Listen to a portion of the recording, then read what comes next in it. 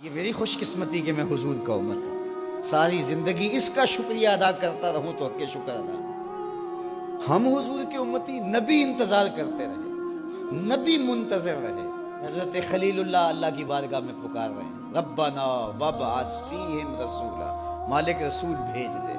کوئی کہتا ہے لیسا بفظ ولا بغلظ، وہ ترشرو نہیں ہوگا، سخت مزاج نہیں ہوگا، ماتھے پہ شکنے لانے والا نہیں ہوگا، وہ پیار بانٹنے والا ہوگا، بس وہ آیا چاہ رہا ہے۔ حضرت عیسیٰ نے تو نام بھی بتا دیا نا، مبشرم برسول یاتی من بعد اسمہ احمد، لوگوں میں جا رہا ہوں، چلو نام بھی بتا دیتا ہوں، میرے بعد جو آنے والا اس کا نام احمد ہوگا۔ نبی انتظار کرتے رہے، 12 نبیوں نے انتظار کیا حضور کی امت میں ہونے کے لیے، تمنا کی۔ نستورہ راہب انتظار کرتا رہا، بحیرہ راہب انتظار کرتا رہا۔ شب ہجر کی سختیاں کوئی اس سے جا کے پوچھے، تیری راہ تکتے تکتے جسے صبح ہو گئی۔ زندگیاں گزار دی انہوں نے۔ سلمان فارسی کی کہانی سن لو، مجوسی کے بیٹے تھے، حق کی طلب میں نکلے، باپ نے گھر سے نکال دیا، ایک پادری کے پاس جا کے رکے، زندگی بھر اس کی نوکری کی۔ جب اس کا آخری وقت آیا، اس نے کہا میری تدفین کے بعد غموریا چلے جانا، وہاں کا پادری خدا رسیدہ ہے، تجھے اس سے کچھ مل جائے گا۔ کہتے میں وہاں سے غموریا آ گیا، پھر اس پادری کی ساری زندگی خدمت کی۔ جب وہ مرنے لگا تو اس نے کہا کوئی ایسا شخص نہیں ہے جس کے پاس اب میں تجھے بھیجوں، لیکن نبی آخر الزمان کے ظہور کے لمحے آ گئے، تو یہاں سے یثرب چلا جا، وہ اس نبی کی ہجرت گاہ ہوگی، تیری زندگی سنور جائے گی، تو نے بڑی محنت کی ہے، بڑی نوکری کی ہے میری۔ کہتے ہیں میں نے اس کو کہا کہیں ایسا نہ ہو میں دھوکہ کھا جو مجھے کوئی نشانی بتا دے۔ اس نے کہا 3 نشانیاں، ایک صدقہ نہیں لے گا، دوسرا ہدیہ رد نہیں کرے گا، تیسرا 2 کندھوں کے درمیان مہر نبوت۔ کہتے ہیں میں نے اس کی تدفین کی، یثرب کی جانب جاتے ہوئے ایک قافلے میں شامل ہو گیا، انہوں نے مجھے پکڑ کے اپنا غلام بنا لیا، لیکن میرے پہ مہربانی یہ کی کہ مجھے بیچا جا کے مدینے میں۔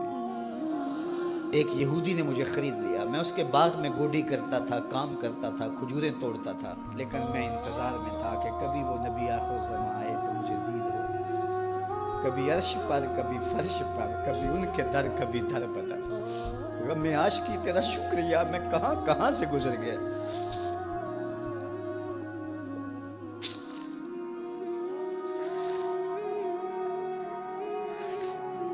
کہتے ہیں ایک دن میں اپنے باغ میں کھجوریں توڑ رہا تھا کہ ہواؤں میں مستی پیدا ہو گئی، اور ہر سمت سے طلع البدر علینا کی صدائیں گونجنے لگی۔ میں سمجھ گیا کہ وہ لمحے آ گئے، میں نے چھلانگ لگا دی اور دوڑ پڑا۔ میرے آقا نے سمجھا شاید غلام بھاگ گیا، اس نے دوڑ کے مجھے پکڑ لیا۔ میں نے اس کو کہا کہ میں نوکر تیرا ہی ہوں، لیکن دل نوکر کسی اور کا ہے، میں بھاگوں گا نہیں، مجھے جانے دے۔ میں کچھ کھجوریں لے گیا تھا صدقے کی نیت سے، جا کے حضور کو پیش کی۔ آقا کریم نے فرمایا ہم نبی صدقہ نہیں لیتے۔ کہتے ہیں نشانی ایک پوری ہو گئی، کہتے ہیں کہ میں کچھ دنوں کے بعد اور کھجوریں لے گیا، اور میری نیت ہدیہ کی تھی، میں نے پیش کی، حضور نے قبول فرما لی۔ لیکن میں بھی کہتا تھا تیسری نشانی بھی پوری ہو لے تو پھر مانوں گا، اور وہ کیا تھی؟ 2 کندھوں کے درمیان مہر نبوت۔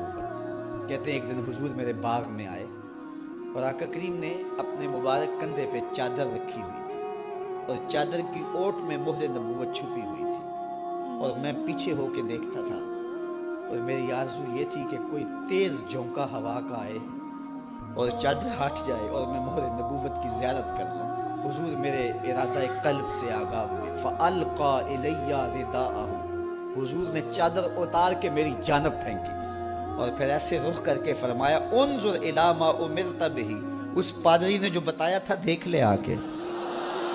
تو کہا میں نے دیکھا کہ حضور کے 2 کندھوں کے درمیان۔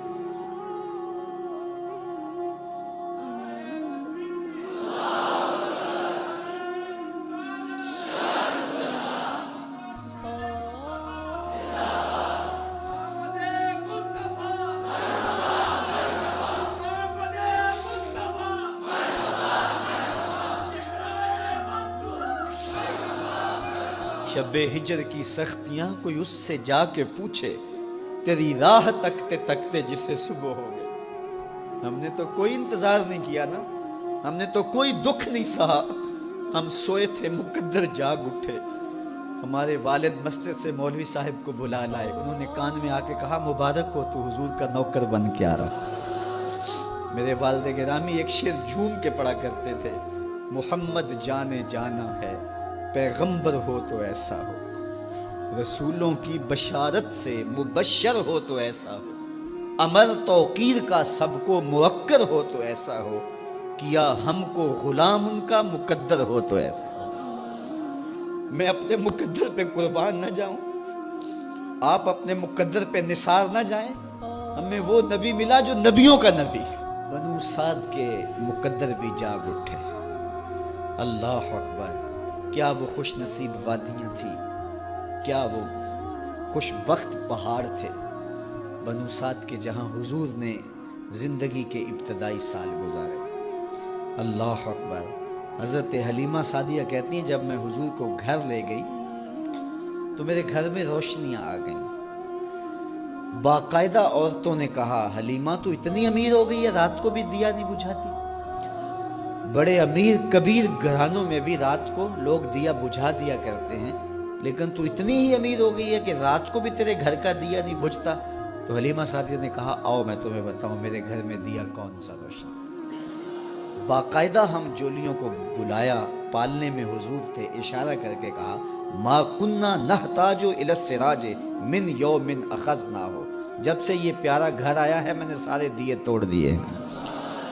دیے کی ضرورت نہ مشعل کی حاجت, عجب روشنی تو نے پائی حلیمہ, بڑی تو نے توقیر پائی حلیمہ, بنی تو محمد کی دائی حلیمہ.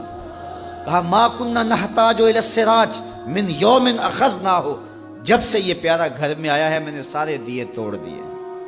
جہاں روشنی چاہیے ہوتی ہے حضور کو اٹھا کے اس کمرے میں لے جاتے ہیں, وہاں انوار پھیل جاتے ہیں, روشنیاں پھیل جاتی ہیں. کیسے اجالے پھیلے, کیسی روشنیاں پھیلے. حلیمہ دا چھپر کھجوری دے تھلے, حوراں وچھالے نوری مسلے, فرش تو عرش تک پہ گئی دہائی, حلیمہ نے لٹ لئی خدا دی خدائی. اللہ اکبر. وہ سارا دن تو صحراؤں میں گھوم لیتی تھی, اسے جب بھوک لگتی تھی لبوں کو چوم لیتی تھی. بخت جاگے حلیمہ سعدیہ کے, حضور ان کے گھر آئے. اللہ اکبر. جدھر سے گزرتے گئے نور پھیلتا گیا, انوار پھیلتے گئے. حضرت سیدہ طیبہ طاہرہ حضرت عائشہ سلام اللہ علیہا فرماتی ہیں کہ میں کچھ سی رہی تھی کہ میرے ہاتھ سے سوئی گر گئی. اب حضور کے گھر میں دیے میں جلانے کے لیے تیل بھی نہیں تھا. میں پریشان تھی, سوئی گر گئی. اتنے میں حضور تشریف لائے. حضور مسکرائے, کہتی ہے میں نے گمی ہوئی سوئی تلاش کر لی. اللہ اکبر. تو یہ روشنی تھی, یہ انوار تھے. اللہ اکبر. اذا ضحک یتلالع فی الجدر, جب حضور مسکراتے تھے سامنے والی دیواروں پہ عکس پڑتا تھا. اللہ اکبر. جب مسکراتے تھے نور پھیل جاتا تھا. اذا تکلم رؤیا کالنور یخرج من بین ثنایاہ, حضور کے سامنے والے دانتوں میں ہلکا سا فاصلہ تھا, اور جب آقا کریم گفتگو کرتے تھے وہاں سے نور کی کرنیں چھن چھن کے نکلتی تھیں, انوار پھیل جاتے تھے. ایسا نوری ماحول, ایسا نورانی چہرہ. حضرت ابو ہریرہ بولے کل قمر لیلۃ البدر لم ارى قبلہ ولا بعدہ مثلہ. کیا پوچھتے ہو, 14ویں رات کا چمکتا ہوا چاند تھے میرے حضور. پھر کہا نہیں نہیں نہیں, حضور جیسا نہ پہلے دیکھا نہ بعد میں دیکھا. حضرت حسان بن ثابت پاس کھڑے تھے. کہا دیکھتے کیسے, کسی ماں نے جنم دیا ہوتا تو دیکھتے. خدا نے وہ سچائی پن چھڑیا جدے وچ محمد نو ٹالیا سی. حسینہ جمیلہ دا منہ موڑ دیتا, محمد بنا کے قلم توڑ دیتا. مثل او در عالم امکان متصور نیست. حضرت شیخ مجدد کہتے ہیں حضور کی مثل بزم عالم میں ممکن ہی نہیں ہے, ہو ہی نہیں سکتا. اور اقبال کا لہجہ بھی دیکھیے, رخ مصطفیٰ ہے وہ آئینہ کہ اب اس سا دوسرا آئینہ, نہ کسی کی بزم خیال میں نہ دکان آئینہ ساز میں. تو وہ پیکر تراشا, وہ پیکر تراشا, مکھ چند بدرشا شانی ہے, متھے چمک دی لاٹ نورانی ہے, کالی زلف تیک مستانی ہے, مخمور رکھی ہن مد بھری. کیسا جمال دیا, کیسا حسن دیا. اچھا بریلی کے امام سے بھی پوچھ لیجئے. اللہ اکبر. بل بل نے گل ان کو کہا, کمری نے سروے جاں فضا. بلبل کی منتہائے پرواز تو یہی ہے نا، کسی کو پھول کہتے، بلبل